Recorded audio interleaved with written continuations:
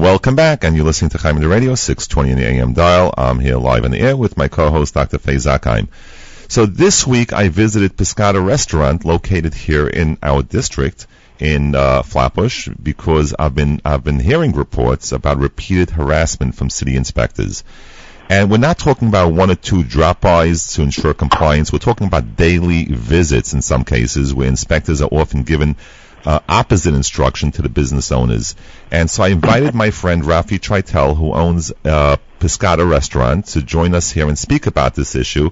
And I know, welcome Raphael, welcome on the air. Welcome. So Raphael, I just want to tell you. Hey, I am trying to say hello to Raphael. Oh, Raphael, how are you? Good, Faggy. Great to hear you. It's very exciting. I'm so excited you're on the air. Okay, I'm stepping out. Yeah, no, you can step in. But let me just tell you, Faggy, this, Pescata had visits by Department of Transportation inspectors. And just a few weeks, first of all, the guidelines, by the time it came out, by the time the city issued the guidelines, it was already after restaurants started having outdoor seating. It was unclear, these guidelines, very unclear. And they came down to Pescata Restaurant, and they wrote them up for three things.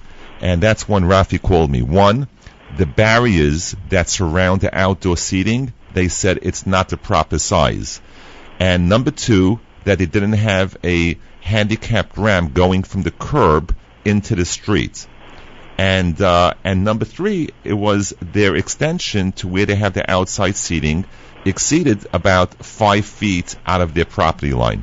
So I called up Department of Transportation. I said, number one, I pulled out the guidelines of ADA compliance, and if you have a restaurant, it says, what I read, 5% should be dedicated to be ADA. And here you have about 60% on the sidewalk and 40% in the street. And Rafi has made dedicated tables for people who are handicapped, who need access without going from a curb into the street. And he had dedicated tables. And they wanted a ramp, which was not a big deal, going from the curb, and that's what Pescata did. They put up a ramp, which cost them some extra money. Okay, they did it. And then they said that the barricades that surrounded the outdoor seating is not sufficient. It doesn't pass their guidelines. And those are the same barriers that DOT uses at construction sites for pedestrian walkways. So I told DOT that if it's not sufficient to be for outdoor seating, then DOT, the New York City, should change all their barricades to the same specs. And it costs, how much it cost? $2,500? $2,500 for the barricades, which, to be clear, they said only half the barricades aren't compliant. The bottom, since they tapered to the top, was thick enough. It was, as you get up, they were skinnier, and therefore that was an issue. And that was an issue.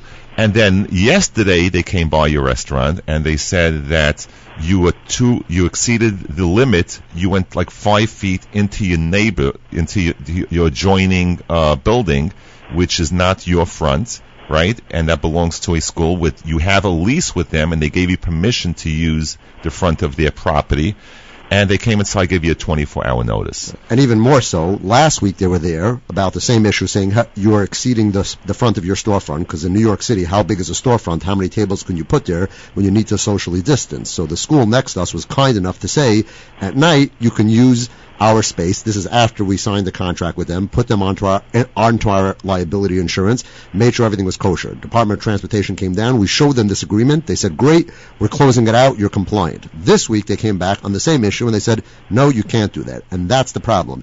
Every day we get a visit and we get conflicting instructions, and there were never clear instructions to begin with. And you have customers sitting there, and you have the DOT inspectors coming in, and they come in like sometimes like an army, like coming inside, saying, okay, listen, this is no good, that's no good.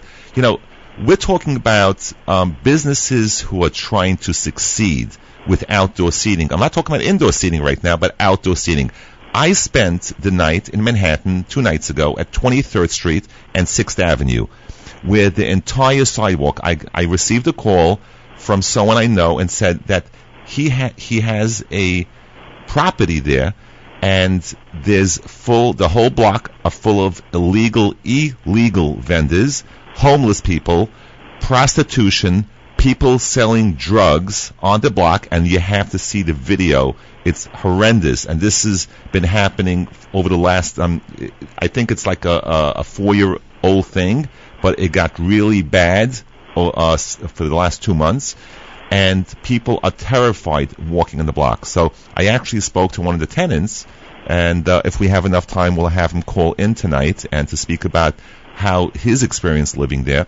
And if the city does not crack down on these illegal vendors, the people who are selling drugs on the street, because New York City, the administration took away the power from the New York City Police Department to enforce the illegal vendors who are using up our sidewalk, using the sidewalk, and taking away business from people that are paying rent, people paying their taxes.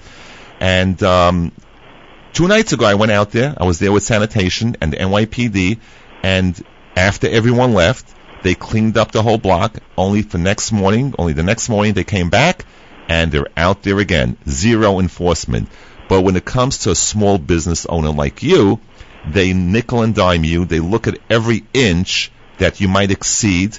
They're looking to destroy you. They're looking to destroy small businesses. And this administration, yes, they are looking to put everyone out of business. Everyone out of business. Chaim, you said we're trying to succeed with outdoor dining. We're not trying to succeed. We're trying to survive. The New York State Restaurants Association did a survey, and the response was that fully 2/3 of restaurants predict that they will close come November if they are not allowed to continue with indoor dining. And I just don't get it. We're kosher by all means, meaning the food we serve is kosher and we follow the rules. But we need to be given the rules. We need to be given a playbook that clearly explains what the requirements are, and we will then follow them. But when you get conflicting reports from different inspectors, when there's no clear outline from the state, when they come in and say, you need to have 100% ADA compliant, and I've told my people, ask the inspectors, show us where the rules are, and we'll comply. But nobody can point to any particular set of rules. It's, look it up on the website, everything's there, but it's not. And I just don't get it. It should be about the science. If a gym can be open safely and a mall can be open safely, then why can't a restaurant be open safely? And if all the restaurants in New York State can be open safely, and as far as I know, there's been no report of there being a spike in COVID cases after the rest of the state opened up indoor dining, why can't New York City do the same? What is it that's inherently dangerous about New York City indoor dining compared to every other part of the state? Yeah, absolutely. And, tell us, as a business owner, right, and you see, like tonight it was raining, right? Do you have any customers tonight? Not only do I not have any customers, and, not having indoor dining is an inconvenience to the customers, but to the owner and to our employees, it's life and death. Meaning my waiters were sent home because there are no customers to serve. Yeah, and people need jobs, and you just cannot afford even to hire the amount of workers you had before. And you had 2 businesses, you had 2 restaurants, right? One on Ocean Avenue, and you had another location. And we had a meat location on Avenue P, and we were forced to close that location and basically convert it to pizza, because very simply we couldn't afford to keep the staff on based on the not having room for customers to sit in. So we converted it, laying off all the front office staff. So meaning we have no waiters, no busboys, because now it's a wood oven pizza. We're struggling to survive. We're fighting to survive. This is not about making money. I can tell you we have not made $1 in profit since COVID started. We kept the restaurant open simply to continue to provide a livelihood to our employees, who, by the way, are calling us on a daily basis. I have waiters sitting at home calling us saying the $600 additional unemployment ran out. I can't live on what I'm getting now. When can I come back to work? And I said, we'd love to have you come back to work. We just simply don't have the customers. To your point, it rains, we have no customers. It's too hot, we have no customers. Come the wintertime, there is no heaters that you can put out in New York City in December and January that will make it warm enough for a customer to sit there. So what's the answer? Somebody said, the city said, we'll put out tents. What's the difference between sitting in a tent and sitting in a restaurant? If it can be done safely everywhere else, why can't it be done safely in New York City? Yeah, and you're fortunate you had 2 businesses, right? So you were able to convert one into from a meat restaurant to a pizza shop, right? But then you have all these people out there who are struggling to have one. They cannot juggle by having 2, right? And those people are being put out of business. You see all the for sale signs up there. You see businesses closing. Unemployment is going up. Then you have, all the workers. I mean, forget it. Like you said, the pandemic insurance doesn't pay the $600, and people are struggling each and every day to make ends meet. So, I personally, I don't know how restaurants and how people survive, and that's why I wanted to bring you on. And what is your message? What is your message to our administration? What is your message as a business owner? We have another minute left, so I want to hear from you. What do you want the administration to do right now, and that's going to benefit business owners? Work with us. Work with us to come up with real guidelines that are based on real science of how this can be done safely. We care about our customers. We care about our employees. We want to stay in business, and we want to keep everyone safe. And if it can be done everywhere else, why can't it be done here? Let's sit down, come up with a real plan based on real science so that you can save these businesses, because this is not a matter of surviving for another few months and getting through this. In another month or two, these businesses will not exist, and they're not going to come back 6 months later. They will be lost forever. Yeah, I think it's time, we have the holidays coming up. I think it's time to have a major rally at Gracie Mansion if things don't change within the next week. And just to have everyone come out, and people need to send a message that we have to be vocal and let the mayor know. The UFT was pretty vocal with the schools, and the mayor now said, okay, we're going to open the public schools later on, because they spoke out and they spoke up. Not everyone's happy with the decision, because some parents and teachers want to go back to school, but we need to send a message, and people need to raise their voices. Business owners need to raise their voices, and we need to come out and have this rally in front of Gracie Mansion without any warning to the mayor's office. We have to just go out there, because otherwise they cordon off like 3 blocks in front of Gracie Mansion that we can't even get close. But I want to be there when the mayor is there, and I want the business owners to be there while the mayor is there.